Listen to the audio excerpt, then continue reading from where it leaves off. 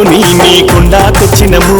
నీ గుండంలో తానం చేసి దండం పెట్టినము తడి బట్టలతో బడిగా నీ ముందుకొచ్చినము